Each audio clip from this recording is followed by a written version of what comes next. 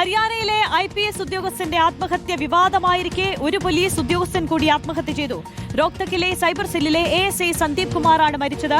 വെടിയേറ്റ് മരിച്ച നിലയിലായിരുന്നു മൃതദേഹം. നേരത്തെ ആത്മഹത്യ ചെയ്ത ADGP പുരൻകുമാറിനെതിരെ ഗുരുതരമായ ആരോപണം ഉന്നയിച്ചതിന് ശേഷമായിരുന്നു ആത്മഹത്യ. അപർണ കാർത്തിക നൽകും വിശദാംശങ്ങൾ.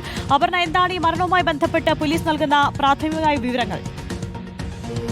ആര്യ, രണ്ട് പോലീസ് ഉദ്യോഗസ്ഥരാണ് ദിവസങ്ങളുടെ വ്യത്യാസത്തിൽ മരിച്ചത്. ആദ്യം മരിച്ചത് പുരൺകുമാർ എന്ന് പറയുന്ന IPS ഓഫീസറാണ്. അദ്ദേഹം ഹരിയാനയിലെ ADGP ആയിരുന്നു. അദ്ദേഹത്തിന്റെ മരണത്തിന് ജാതി വിവേചനം ഉൾപ്പെടെയുള്ള വലിയ വിമർശനങ്ങൾ ഉയർന്നിട്ടുണ്ടായിരുന്നു. ഉന്നത ഉദ്യോഗസ്ഥരുടെ ഭാഗത്തു നിന്ന് ജാതീയമായ വിവേചനം നേരിട്ടതിനെ തുടർന്നാണ് ആത്മഹത്യ എന്നാണ് അദ്ദേഹത്തിന്റെ ഭാര്യ, അവരൊരു IAS ഓഫീസറാണ്, ആംനിത് കുമാർ, അവർ അത്തരമൊരു ആരോപണം ഉന്നയിച്ചതിന്റെ പശ്ചാത്തലത്തിൽ DGPയെ ഉൾപ്പെടെ സർവീസിൽ നിന്ന് മാറ്റി നിർത്തിക്കൊണ്ടാണ് ഇപ്പോൾ അന്വേഷണം നടക്കുന്നത്.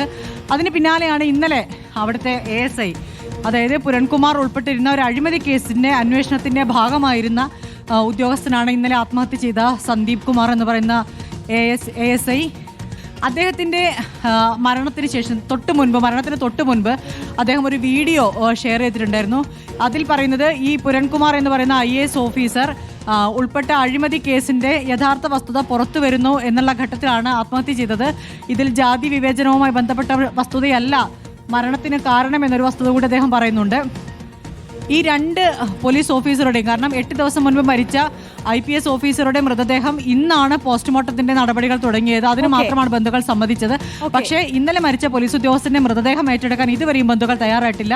നേരത്തെ മരിച്ച പുരൺകുമാറിന്റെ ഭാര്യ IAS ഓഫീസറുടെ അറസ്റ്റ് രേഖപ്പെടുത്തിയതിന് ശേഷം മാത്രമേ മൃതദേഹം ഏറ്റെടുക്കൂ എന്നാണ് അറിയിച്ചത്. ഹരിയാനയിൽ ഒരു പോലീസ് ഉദ്യോഗസ്ഥൻ കൂടി വീണ്ടും ആത്മഹത്യ ചെയ്തു എന്നുള്ള വാർത്തയാണ്. അപർണ കാർത്തികയാണ് വിശദാംശങ്ങൾ നൽകിയത്.